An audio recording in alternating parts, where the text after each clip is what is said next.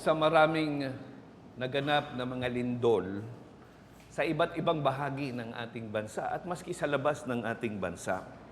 Nabalitaan natin ang nangyari sa Mindanao, doon sa Davao, sa Surigao, sa Tagum. Nabalitaan natin ang nangyari sa Cebu na napakalakas na lindol, sa Zambales, sa Norte, sa Baguio, sa La Union. Dito, lumalabas na naman yung ating pagkatakot sa tinatawag na The Big One, yung malaking lindol na magaganap. Maraming taong buhay ang nakitil dahil dito, maraming mga ari-arian ang nasira dahil sa mga lindol na ito. Marami ang bibigay ng alalahanin dahil sa mga nagaganap na ito. Nagiging anxious tayo at concern, ano nga ba ang mga nangyayaring ito. Tinatanong ng marami at maraming tayo ding lahat, nasaan ang Diyos sa gitna ng mga kalamidad na ito?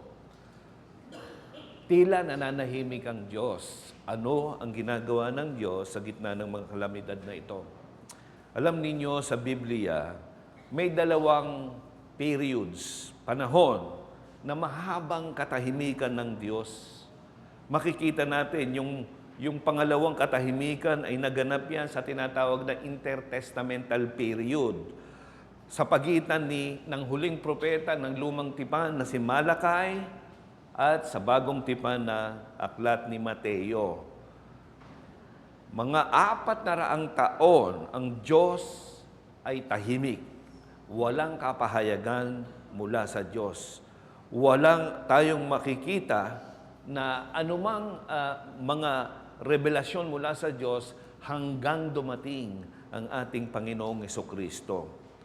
Ngunit yung unang katahimikan na naganap ay nangyari dito sa Ehipto, na kung saan ang mga anak ni Jacob, ang 12 tribo at yung 70 katao ay nanirahan dito sa Ehipto at dumami sila sa loob ng 430 taon, labis silang dumami.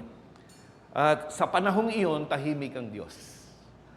Ang sinabi nga sa Exodo 12:40, ang sabi doon, ang pakikipamayan ng mga anak ni Israel na ipinakipamayan nila sa Ehipto ay 430 taon. Ang Diyos ay tahimik sa panahong iyon. Yun po ang makikita natin. Sa pag-aaral po natin, mag-aaral muli tayo, naalala ko dahil sa aming family devotion, meron kaming series ng reading the whole Bible for 1 year at tinatapos namin ang Genesis at nagkaroon muli ako ng panibahayong interes na pag-aralin ng aklat ng Exodus at kung maalala ninyo, nag-series ako ng Book of Exodus bago pumasok ang pandemya, ang COVID. At siniris ko yun dahil sa matinding magiging epekto ng COVID. At nais ko nga muling ating aralin itong aklat ng Exodo. At dito makikita natin sa aklat ng Exodo, ano ba ang ginawa at ginagawa ng Diyos? Sino ang Diyos sa panahong ito? Sa loob ng 400 taon, siya ay tahimik sa pananatili ng mga anak ng Israel dito sa Exodo. Alam ninyo, aklat ng Exodo ay isinulat ni Moises.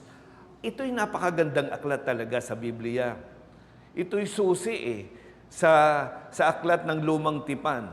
Ito yung unang demonstrasyon kung paanong ang Diyos ay magliligtas sa kanyang bayan na lumalarawan sa ultimong pagliligtas sa mga kanyang mga tao sa Bagong Tipan sa pamamagitan ng ating Panginoong Hesukristo. Tinatanaw natin ang Lumang Tipan bilang pangako. Pangako ang Lumang Tipan at pagdating sa Bagong Tipan, fulfillment. Kaya ganun ang tingin natin sa buong Biblia. Pangako at katuparan sa Bagong Tipan. Mula nung bumagsak ang tao sa kasalanan, nakikita natin, agad ipinangako ng Diyos sa Genesis 3:15 ang isang binhi na dudurog sa ulo ni Satanas. at siyang mananagumpay dito kay Satanas. At pinakikita ng Biblia sa atin unti-unti kung papaanong ipinapakita sa kasaysayan ng sangkatauhan ang pagtupad ng Diyos ng kanyang layunin ng pagliligtas. Pagtupad niya ng kanyang pangako na ang binhi ng babae ay dudurog sa ulo ng diablo. At kanyang ginawa ito. Pag binasa natin ang buong Biblia sa Lumang Tipan, pinakita ang labis na kasamaan ng tao dahil sa kasalanan, sa pagpasok ng kasalanan. Ngunit ipinakikita rin sa atin kung paano ang ating Diyos ay kanyang iniingatan ang banal na linya na paggagalingan ng ating Panginoong Jesucristo. Napakaganda ng makikita natin dito sa aklat ng Exodo. Ang kwento dito sa Exodus ay nagsimula iyan doon sa Genesis chapter 12. Makikita natin na doon ay ipinangako ng Diyos kay Abraham ang tipan na mula sa kanya gagawin siyang isang napakalaki, napakadakilang bayan. Mula kay Abraham, bibigyan siya ng maraming mga binhi na hindi mabibilang, kagaya ng dami ng bituin sa langit. At mula sa kanya at sa kanyang binhi, ang lahat ng bansa ay pagpapalain. At yan ay ipinagtibay kay Isaac, pinagtibay kay Jacob. At dito matutunghayan natin ang katuparan ng pangakong yan ng ating Panginoong Diyos sa kanyang tipan. Ang aklat ng Exodo ay tungkol ito sa Diyos. Pag binabasa natin itong Exodo, parang ang pangunahing karakter ay si Moises. Iniisip natin ito'y tungkol kay Moises. Oo, ito'y tungkol kay Moises. Pero ito'y tungkol sa Diyos ni Moises. Kung ano ang ginagawa ng Diyos sa mga panahong ito. Kung papaano tinutupad ng Diyos ang kanyang tipan ng pagliligtas sa kanyang bayan. Sinabi nga ni Philip Ryken, pag binasa mo ang aklat ng Exodo, iyong naiinkwentro ang Diyos. Ang aklat ay tungkol sa kahabagan, tungkol sa hustisya, tungkol sa kabanalan at kalwalatian ng makapangyarihang Diyos. Ang Diyos na nagahari sa kasaysayan, na sa pamamagitan ng kanyang soberanong kapangyarihan, iniligtas niya ang kanyang mga tao sa tipan, ang kanyang covenant people. Yun yung makikita natin pag binasa natin ang Exodus. Yung simpleng mensahe sa pag-aaral natin sa umagang ito, ang Diyos natin, ang kanyang soberanong mga layunin sa pagliligtas ay kanyang tutok din anuman ang gawin ng diablo na ito ay piliting i-prostrate o baliin o biguin. Kung ang Diyos ay tahimik, ang simpleng mensahe ng Exodo ay kanyang ginagawa, ang kanyang pagtupad ng kanyang soberanong layunin ng pagliligtas. At bawat isa sa ating mga mananampalataya, magkakaroon tayo ng kasiguraduhan na ang ating Diyos, na Diyos ng lumang tipan, ay ang Diyos na hindi mabibigo sa lahat ng kanyang plano. At lahat ng kanyang ipinangako hanggang bumalik ang Panginoong Jesucristo upang lahat tayo ay dalhin sa piling niya sa kalwalatian magpakailanman ay magaganap. Ang ating pag-asa ay tunay at sigurado. Yan ang mensahe ng Exodo. Kung papaanong tinupad niya ang kanyang tipan dito kay Abraham. Gayon din. Tutup din niya ang kanyang pangako na si Jesus ay muling babalik upang tayo ay isama sa kanyang piling magpakailanpaman. Dalawang bagay ang gusto kong tignan natin sa ating pag-aaral ng Kapitulo 1 ng Aklat ng Exodo. Binasa yan kanina sa atin. Ang unang bahagi po, yung verses 1 to 7, nandito po ang tipan ay tinupad. Verses 1 to 7. The covenant realized. Pero pag binasa natin ang kasunod doon sa versikulo 8 hanggang 22, ang tipan ay nalagay sa panganib. Nalagay sa isang malaking banta. The covenant threatened. Yun yung makikita natin sa pangalawang bahagi. 2 puntos, at gusto kong tignan natin yan upang maunawaan natin ang buong Kapitulo 1. Tayo'y humingi muna ng tulong sa Panginoon upang sa ating pag-aaral ng Kanyang salita, maunawaan natin ito at mailapat natin sa ating pamumuhay. Manalangin tayo. Muli, O Diyos, kami ay tutunghay sa pag-aaral ng iyong banal na salita sa bahagi ng iyong aklat sa Exodo. At alam po namin, Panginoon, kung wala ang banal na Espiritu, mananatili kaming bulag sa mga espiritual na katotohanan. Kaya kami po'y naninigluhod, buksan mo ang aming mata ng pananampalataya sa pamamagitan ng kapangyarihang pagkilos ng banal na Espiritu upang itong mga katotohanan ito ay mailapat namin sa aming mga sariling buhay. Samahan mo kami ngayon, O aming Diyos, sapagkat ito pong lahat ay dalangin namin sa pangalan lamang ng aming Panginoong Jesucristo. Amen. Tingnan po natin una sa lahat ang katuparan ng tipan sa versikulo 1 hanggang 7. Makikita ninyo dito sa verses 1 to 7 na dito ay ang tinatawag na panimula ng aklat ng Exodo. Ang panimula ng aklat ng Exodo ay ang katapusan ng aklat ng Genesis. Kumbaga dito, makikita natin sa Ingles, the epilogue of Genesis, yung katapusan ng Genesis, is the prologue of Exodus. Yung panimula ng Exodo. Maliwanag yan, sapagkat sa pasimula ng versikulo 1, mapapansin natin ito nga ang pangalan. Ipinakikita kung paano natapos ang Genesis, kung saan nandoon ipinakita si Jose at si Jacob kasama ang labing isa niyang pang mga anak na nanatili sa Ehipto hanggang namatay si Jose doon ng 110 years old.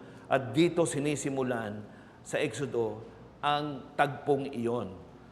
Kaya dito makikita natin, ipinapakita sa atin ng Genesis ay karugtong, ang Exodo ay karugtong ng aklat ng Genesis. Maliwanag yan kung paanong ipinakita sa atin sa katapusan ng Genesis.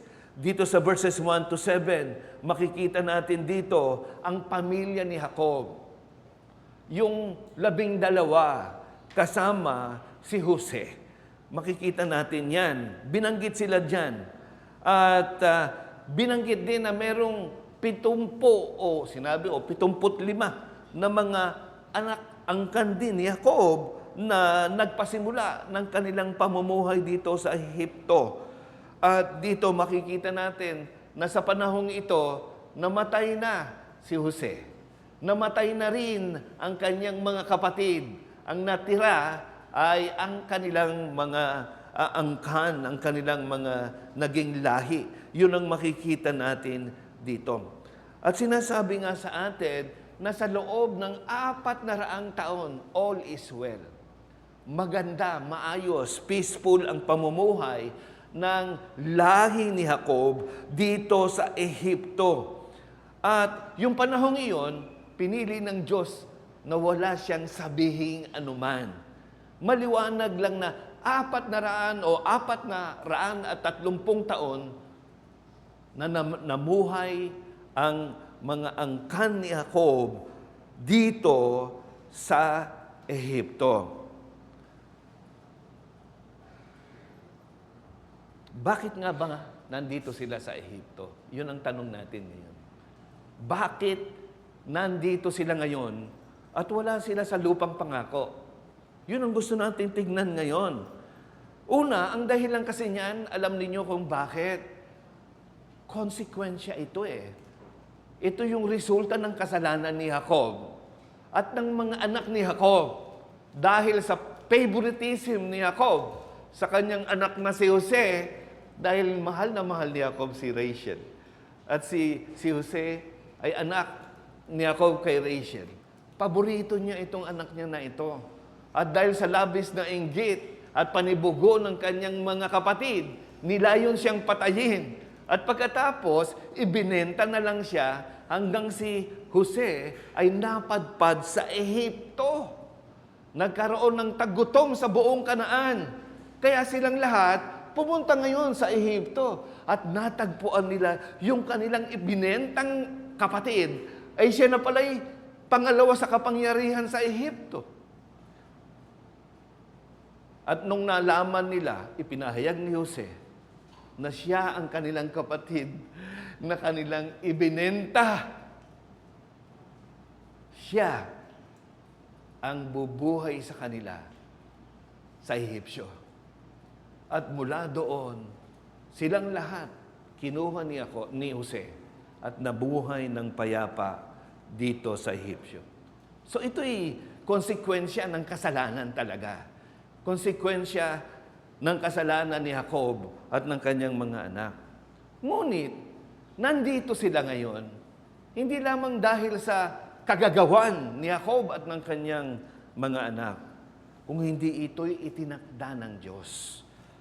Dinikri, itinakda ng Diyos ng mga anak ni Jacob na magiging isang dakilang bayan ay maging alipin dito sa bayan ng Ehipto sa 400 taon.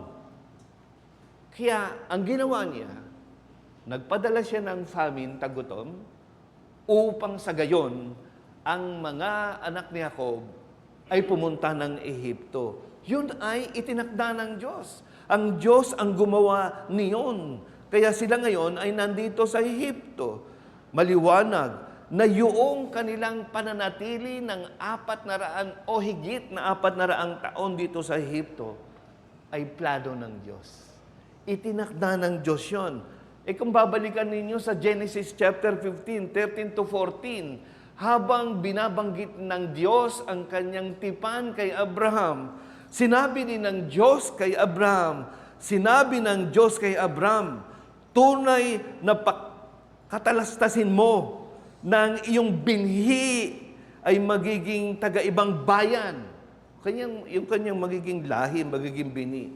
Sa lupaing hindi kanila at maglilingkod sa mga iyon at pahihirapang 400 taon. At yaon namang bansang kanilang paglilingkuran ay aking hahatulan at pagkatapos ay aalis silang may malaking pag-aari. Nasa plano ng Diyos kung bakit sila nandirito. Bahagi ng pagtupad ng Diyos ng kanyang tipan kay Abraham na sila'y mapunta dito sa Ehipto upang sa gayon, pagka sila ngalay isang malaki ng makapangyarihan at malaking bayan, aalisin sila ng Diyos at dadalhin doon sa lupang pangako. Isang malaking pagkakamali ng mga lahi ni Jacob habang sila ay nandito sa Ehipto sa 400 taon, nakalimutan na nila ang tipan.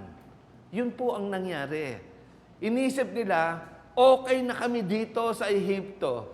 Peaceful, maayos ang aming buhay. 400 taon. Ngunit sinabi ni Jose sa kanila, sa katapusan ng Genesis, makikita natin, hindi ito ang pangako ng Diyos. Kukunin niyo ang aking buto at babalik tayo kung saan tayo dadalhin ng Panginoon. Ngunit naging kampante na sila sa kanilang buhay dito sa Ehipto. Kanya naganap ang mga kaganapan na hindi nila inaasahan upang sa gayon sila ay dalhin ng Panginoon sa kanyang pangakong lupang pangako. Yan po ang makikita natin dito sa kaganapang ito. Sa madalit salita, mga kapatid, mga kaibigan, kung bakit naririto ang bayan ng mga anak ni Jacob ay upang tupdin ang kanyang tipan ng pagliligtas. Yun po ang maliwanag dito sa verses 1 to 7. Hindi aksidente na nandito ang mga anak ni Jacob na sadyang dumami ng husto dito sa Ehipto. Ito ay isang tinatawag na setting the stage ng pagliligtas ng Diyos mula sa kanyang mga bayang Israel patungo doon sa lupang pangako. Yun yung makikita natin dito. Ang Genesis ay tinatawag na kapanganakan ng mundo. Ang Exodo ay ang kapanganakan ng isang dakilang bayang Israel. Yun po ang makikita natin. At mula diyan, manggagaling ang binhi na tagapagligtas, ang ating Panginoong Jesucristo. Yan po ang makikita natin. Kaya ito'y isang pagpapakita sa atin kung bakit nandito sila ngayon, ang mga anak ni Jacob, ang kanyang lahi, at sila'y dumami doon, ay para tupdin ng Diyos ang kanyang tipan kay Abraham, na ultimately matutupad sa pagparito ng ating Panginoong Hesukristo. Ang binhi na ipinangako kay Abraham ay ang binhi na ang ating Panginoong Hesukristo. Maliwanag yan, sinabi ni Pablo sa Galatia, Kapitulo 3. Makikita natin yan. Kaya sa pasimula dito, magpuri tayo sa ating Diyos na Diyos ng tipan, sapagkat siya ang Diyos na tumutupad ng kanyang mga pangako, tumutupad ng kanyang tipan. Yan ang pinapakita sa atin dito sa verses 1 to 7. Kanya kung tila ang Diyos ay tahimik, isipin ninyo 430 taon, tahimik ang Diyos. But God is doing something. Yung period na yon, it seems God is silent, but God is doing something. And He is accomplishing His eternal covenant of redemption. Yung kanyang pagliligtas ay kanyang tinutupad. At ito na nga yung sinabi ni Stephen nang siya'y nangaral sa Acts and chapter 7. Ito yung panahon, sinabi ni Stephen, na naganap na, natutup din ng Panginoon ang kanyang tipan.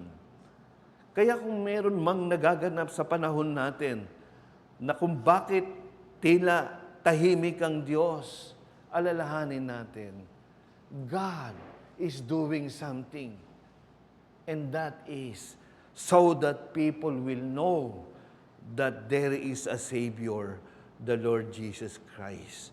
At ito'y ipinapakita sa atin na ito ang stage. Kumbaga, ito yung tungtungan upang ganapin ng Diyos ang kanyang dakilang layunin ng pagliligtas sa ating Panginoong Hesukristo. Napakaganda. Kung ang Diyos ay kasama natin, kung ang Diyos ang siyang ating patnubay sa buhay natin ngayon, anumang panganib ang harapin nating lahat, wala tayong dapat ipangamba sapagkat siya'y nakaupo sa kanyang luklukan, tinutupad ang kanyang mga soberanong layunin. Hindi man natin maintindihan kung bakit ang ating Diyos ay tumutupad ng kanyang mga layunin. Tingnan natin yung ikalawa dito na makikita natin sa versikulo 8:22. Sapagkat inilagay sa panganib ang tipan na ito. Ito yung makikita natin sa buong Biblia, mga kapatid, mga kaibigan. Ipinakikita na si Satanas, ang dyablo, mula sa pasimula, siya itong kumakalaban sa ating Diyos. Nais palagi ng dyablo na biguin, i-prostrate ang mga plano, ang mga layunin ng Diyos. At doon sa garden, sa Eden, nagwagi si Satanas doon ng kanyang napagtagumpayan, si Adan, sa kanyang kasalanang pag-disobey sa utos ng Diyos. At dahil doon, ang sumpa sa buong sangkatauhan ay dumating dahil sa kasalanan ni Adan. Yun po yung makikita natin doon. Nagwagi doon. Ngunit agad, nakikita natin, ipinangako ng Diyos sa Genesis 3:15. Ang binhi ng babae, ang dudurog sa ulo ng dyablo. Ngunit, hindi sumusuko, hindi humihinto si Satanas upang magwagi pa rin siya, upang biguin niya ang mga plano ng Diyos. At dito sa aklat ng Exodo, makikita natin na ginamit ng dyablo ang bagong hari ng Ehipto, ang bagong paraon ng Ehipto, na magdadala ng panganib sa tipan dahil sa pagtayo ng isang bagong hari. Matutupad kaya ang tipan na ito?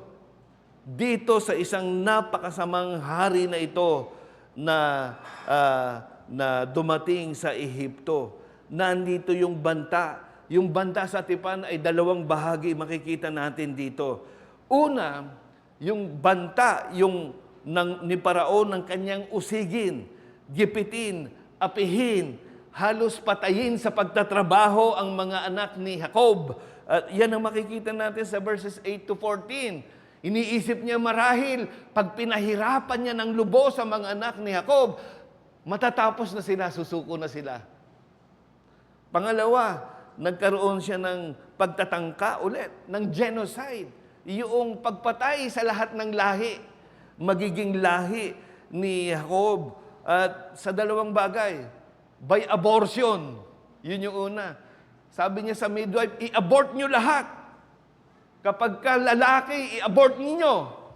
Sabi sa mga midwife, pag babae, okay lang. Kaya pala mas maraming babae sa panahon natin. Dahil hindi siya nagwagi, nabuhay, sige, itapon nyo na sa ilog ang mga lalaki na ipinanganak. Nais niyang tapusin ang lahi ni Jacob. Yun po ang nakita natin dito sa bagay na ito. Una, sa verses 8 to 14. Habang nakita natin, protektado ang bayan, ang mga anak ni Jacob sa Ehipto sa loob ng 400 taon. Ngunit ngayon, dahil dito sa bagong hari ng Ehipto, ang paraon, ito ay nagdulot sa kanila ng labis na pagdurusa.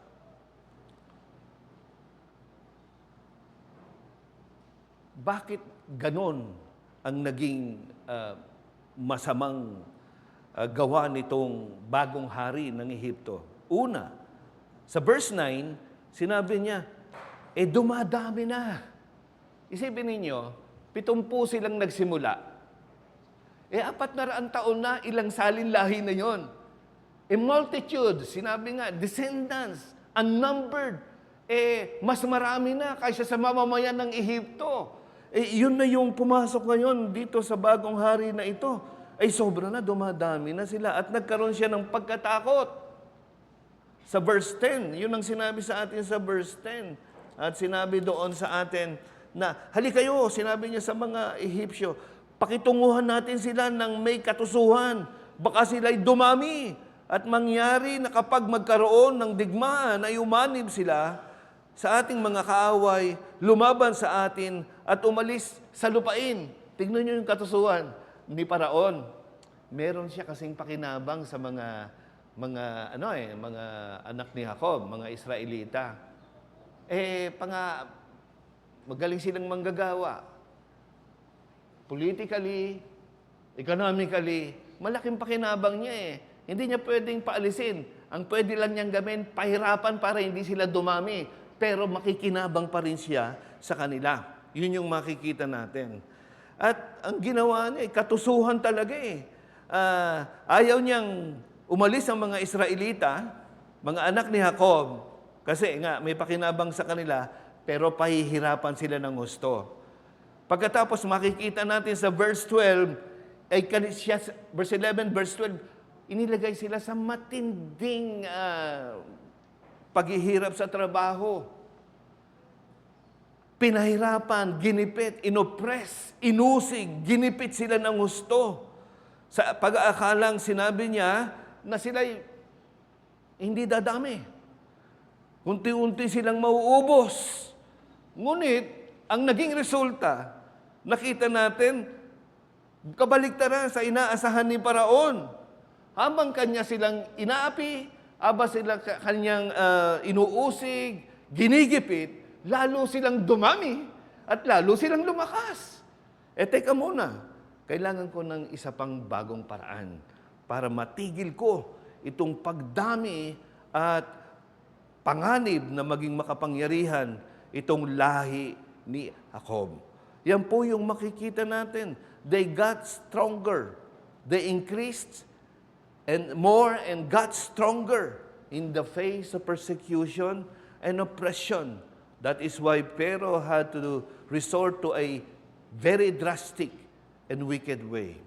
Alam niyo, magandang paalala sa atin yan eh.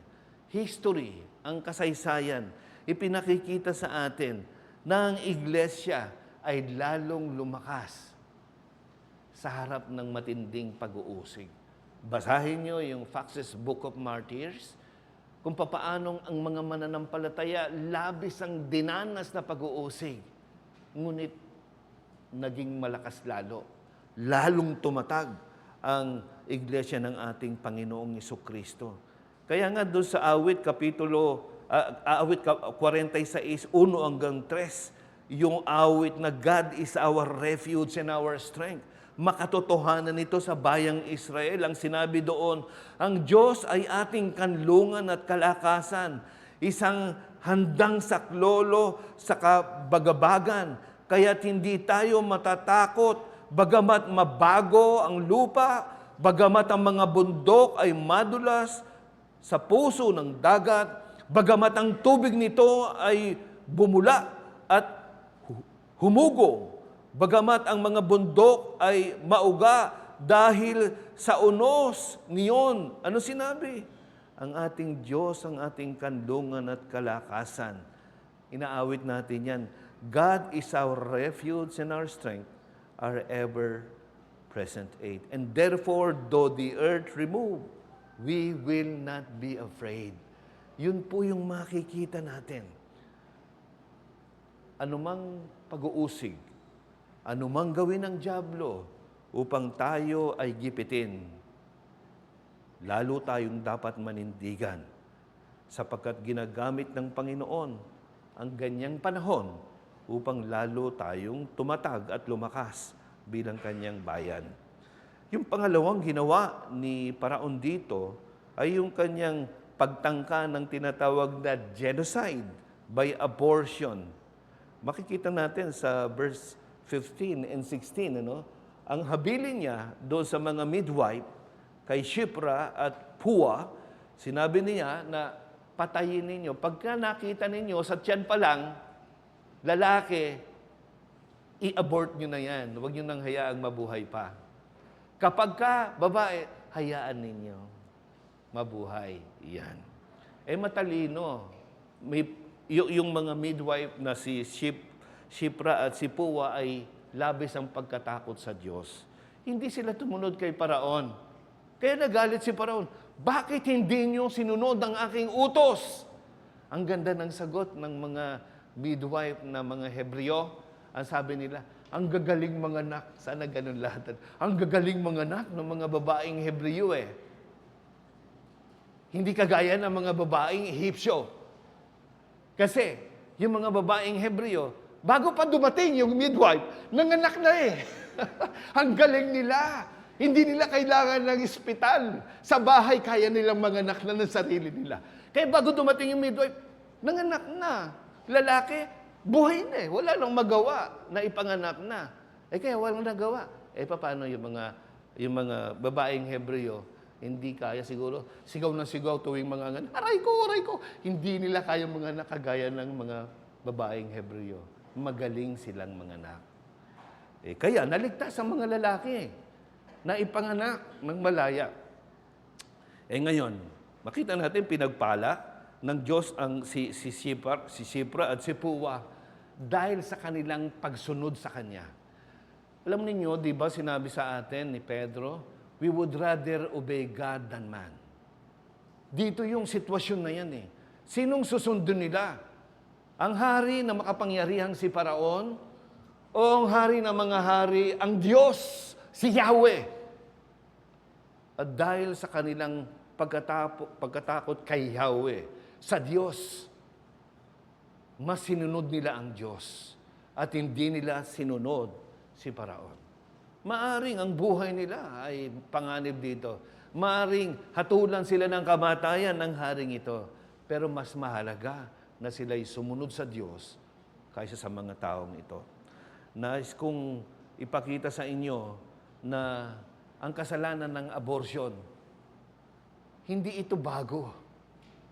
Ito'y kasalanan na sa simulat sa Paul. Ang nando sa sinapupunan ay buhay na yon. Dito makikita na natin, nandun pa sa tiyan, buhay na yun eh. May buhay na.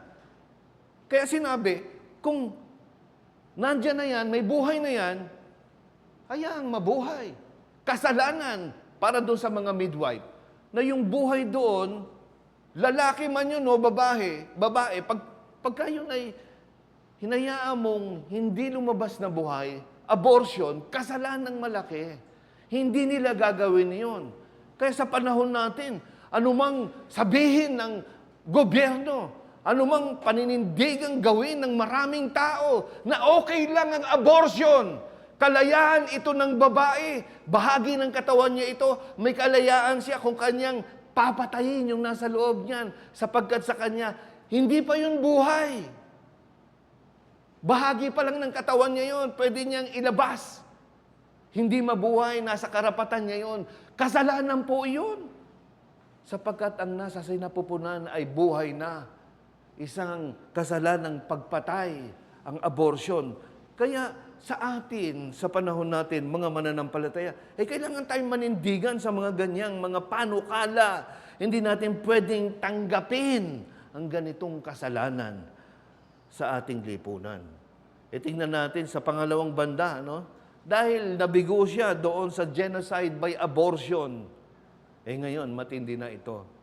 Dahil naipanganak na ang mga lalaki, ang utos niya, ang bawat lalaki na ipinanganak, patayin sila sa pamamagitan ng paglunod dito sa ilog. Makikita natin yan sa verse 22. Maliwanag ito, sinabi sa atin diyan, sinabi sa atin na pagkatapos, iniutos ni Paraon sa kanyang buong bayan, itatapon ninyo sa ilog ang bawat lalaking ipanganak, ngunit bawat babae ay hayaan ninyong mabuhay. Bago nung ipinanganak ang Panginoong Hesukristo, meron din ganitong kaganapan. Panahon ni Herod the Great, ng kanyang mabalitaan na ang hari ng Israel ay dumating na at ipinanganak sa Bethlehem. Hinanap niya yon. At dahil hindi niya natagpuan, lahat ng ipinanganak sa panahon na yon ay kanyang ipinapatay. Ganon ang dyablo. Pipigilin niya ang plano ng Diyos ng pagliligtas. Dito, tinangka niyang pigilin na sa lahi ni Jacob na manggagaling ang tagapagligtas. Pipigilin niya na dumami pa ang lahi ni Jacob at kung mapatay ang lahat ng lalaking babae, wala nang maipapanganak pa. Wala na, mabibigo na ang plano, ang tipan ng Diyos. Hindi na matutupad ang tipan ng Diyos kapag napatay na ang lahat ng mga magiging anak ni Jacob. Ngunit maliwanag ito na makikita natin, walang magagawa si Satanas sa anumang soberanong layunin ng ating Diyos. The best that Satan can do is harm, but not destroy. Walang sino man ang pwedeng bumigo ng mga plano ng Diyos. Maaring nagwagi si Satanas kay Adan. Ngunit ngayon, walang magagawa si Satanas laban sa plano ng Diyos ng pagliligtas. At dito sa panahong ito, manggagaling sa angkan ni Jacob ang tagapagligtas. At hindi mabibigo ang planong ito.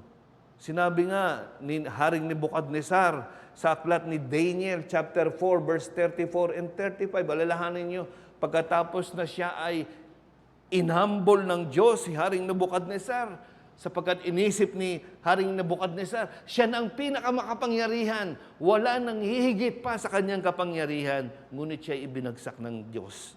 At sa katapusan ng panahong iyon, akong si Nebuchadnezzar ay nagtaas ng aking mga paningin sa langit, at ang aking katinuan ay nanumbalik sa akin. Aking pinuri ang kataas-taasan, at aking pinuri at pinarangalan siya na nabubuhay magpakailanman, sapagkat ang kanyang kapangyarihan ay walang hanggang kapangyarihan, at ang kanyang kaharian ay nananatili sa salin lahi. Ang lahat ng naninirahan sa lupa ay ibinibilang na wala, at kanyang ginagawa ang ayon sa kanyang kalooban sa hukbo ng langit at sa mga nananahan sa lupa. Walang makakahadlang sa kanyang kamay o makapagsasabi sa kanya, anong ginagawa mo? Wala. Yun po ang makikita natin dito. Kung nagtagumpay si Satanas dito, wala nang Jesus. Tapos na ang pagliligtas. Bigo na ang tipan ng Diyos. Kung natapos sa chapter 1 ng Exodo, meron tayong chapter 2. Si Moses, nalarawan ni Jesus, na iniligtas upang maging tagapagligtas. Yun po yung makikita natin dito. Mga kapatid, gusto kong paalalahanan kayo, hindi nagbabago ang mga paraan ng dyablo. Hindi nagbabago ang kanyang mga layunin na kung saan gagawin niya ang lahat ng pwede niyang gawin. Yung kanyang mga cunning tactics upang ang mga tao ng Diyos ay bumagsak, upang hindi makapagpatuloy sa kanilang pananampalataya sa Diyos at sa ating Panginoong Jesucristo. He will do everything to destroy us. He will do everything to destroy His church. Hindi magbabago ang kanyang mga pamamaraan. Gagamit siya ng tao. Gagamit siya ng mga ibang paraan. At anumang klaseng paraan, gagamitin niya upang mabigo ang mga plano ng Diyos. Alalahanin niyo ang sinabi ni Pedro sa unang Pedro 5:8 hanggang 9. Ang sinabi doon, magpakatino kayo, magbantay kayo. Ang dyablo na inyong kaaway ay tulad ng liyong gumagala at umuungal na humahanap ng kanyang malalapa. Siya'y labanan ninyo, maging matatag sa inyong pananampalataya, yamang inyong nalalaman na ang mga gayong hirap ay naranasan ng inyong mga kapatid sa buong sanlibutan. Mga kapatid, magbantay tayong maigi. Yung larawan ni Satanas ay hindi larawan ng tupa. Larawan ng mabangis at umuungol, sinabi dito sa atin, na katulad ng isang leon. Walang tawan. Mag-ingat tayo. Baka nakatago lang siya dyan sa kortina. Sa likod ng pinto paglabas ninyo. Mga paraang gagamitin niya upang kayo'y matisod. At huwag nang magpatuloy sa pananampalataya sa Panginoon. Mga paraang gagamitin niya upang tayo bilang iglesia ay magkawatak-watak, magkahati-hati. At sa dahong huli, iisipin niya, nagwagi siya sa kanyang pagbigo sa mga layunin ng Diyos.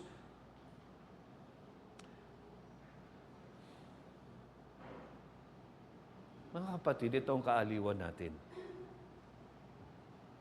Ang ating Panginoong Jesucristo ay nagtagumpay laban sa kamatayan, sa kasalanan, at sa dyablo. Nang siya'y namatay sa cross ng Kalbaryo bilang ating kahalili, nang siya ang tumanggap ng lahat ng parusa para sa ating doon. At pagkaraan ng 3 araw, siya'y maling bumangon mula sa mga patay. At si Jesus ay nakaupo sa kanyang luklukan sa langit at nakalukluk doon magpakailan paman. Ang dyablo ay isang talunang kaaway. Wala na siyang pwedeng gawin laban sa bayan ng Diyos, laban sa atin. Ngunit, ginagawa pa rin niya. Bagamat sinabi sa Revelations 12:12, alam niya maiksi na lang ang panahon niya. Alam niya na siya na ay hahatulan ng walang hanggan sa impyerno. Kaya sinabi doon sa Revelations 12:12, kaya't mga gala kayo, o mga langit, at kayong mga naninirahan diyan, kahabag-habag ang lupa at dagat, sapagkat ang diablo'y bumaba sa inyo na may malaking puot, palibas ay alam niya na maikli na lamang ang kanyang panahon. Alam niya ang kanyang huli ay doon sa kanyang walang hanggang kalagayan sa impyerno. Doon siya itatapon kasama ng lahat ng kanyang mga anghel, mga alipores at lahat ng mga kasama niyang hindi sumasampalataya sa Panginoon. Doon sila lahat itatapon. Ngunit alam niya na tapos na siya. Alam niya na nandiyan na ang kanyang katapusan. Konting panahon na lang. Ngunit gagawin niya pa rin ang lahat. Maghahasik pa rin siya upang gawin niya ang lahat ng kanyang maaaring gawin upang kanyang biguin ang mga plano ng Diyos para sa atin, mga kapatid. Ito ang ating Diyos na ng tipan. Itong kanyang tipan kay Abraham na matutupad sa Panginoong Jesucristo ay hindi po nabigo. Pumarito ang Panginoong Hesus, ang binhi ng babae na dumurog sa ulo ng dyablo. At ngayon siya ay nakaupo sa kanyang luklukan sa langit. Kaya yung aklat ng Exodo, ito po ay testamento ng ating Diyos. Tutup din niya ang lahat ng kanyang plano at pangako. At pwede tayong maglagak ng buong tiwala sa Diyos na ito. Kung papaano dito nakita natin siya ang Diyos ng tipan. Bagamat wala pa tayo sa chapter 2. Gayon pa man makikita natin. Hindi tayo bibiguin ng Diyos na ito. Ikaw at ako na kay Kristo. Dadalhin niya tayo sa kalwalatian, sa kanyang muling pagbabalik. Na-overwhelm ka ba sa mga nagaganap ngayon? O sa iyong buhay? O sa iyong sariling kalalagayan? Nararamdaman mo ba na ang dyablo ay napakalakas sa iyong buhay na tila ikaw ay kanya nang nagugupo? Huwag kang matakot, kapatid ko. Kung paano ang pangako niya sa kanyang bayang Israel, I will never leave you nor forsake you. Yan din ang pangako niya sa atin, sa iyo. He will never leave you nor forsake you. Huwag kang matakot. Sino ba ang iyong Diyos? Siya ba ang Diyos ni Abraham, ni Isaac at ni Jacob? Siya ba ang Diyos ni David? Siya ba ang Ama ng ating Panginoong Jesucristo na pumarito upang magligtas sa atin? Ang Diyos na makapangyarihan sa lahat. Siya ba ang Diyos mo? O ang Diyos mo ba ay mahina na hindi mo mapagkatiwalaan ng lubos? Nangihina ka ba? Are you about to give up? Kung ang Diyos mo ay ang Diyos ni Moises, ang Diyos ng Biblia, you are safe in His hand. For no one can snatch us away from the hand of God in Christ Jesus. Ganun tayo kasigurado sa ating Panginoong Hesukristo. Nagrereklamo ka ba sa Kanya ngayon? Bakit nangyayari sa akin ito? Bakit puro pahirap? Bakit puro pagdurusa ang dinaranas ko sa aking buhay ngayon? Alahanin mo, napakalaking kahangalan na lumaban sa Diyos maski sa gitna ng ating mga paghihirap. Sapagkat nararapat lang na sa gitna ng ating mga pagsubok ay magpasakop tayo sa Kanya at sa Kanyang pag-iingat. Mga kapatid, mga kaibigan, sa umagang ito, tatanungin kita, ang Diyos mo ba ay ang Diyos ng Biblia? Ang Diyos mo ba ay ang Ama ng ating Panginoong Jesucristo? Ikaw ba ay nagpapasakop sa Diyos na ito sa pamamagitan ng ating Panginoong Jesucristo? Ikaw ba ay tumanggap sa Kanyang anak? Siya ba'y kinikilala mo bilang Panginoon mo at tagapagligtas? Dahil kung hanggang ngayon, tumatanggi ka pa rin kay Jesus, nakalulungkot ang kalalagayan mo. Itatapon ka kasama ng dyablo sa sa walang hanggang pagdurusa sa impyerno.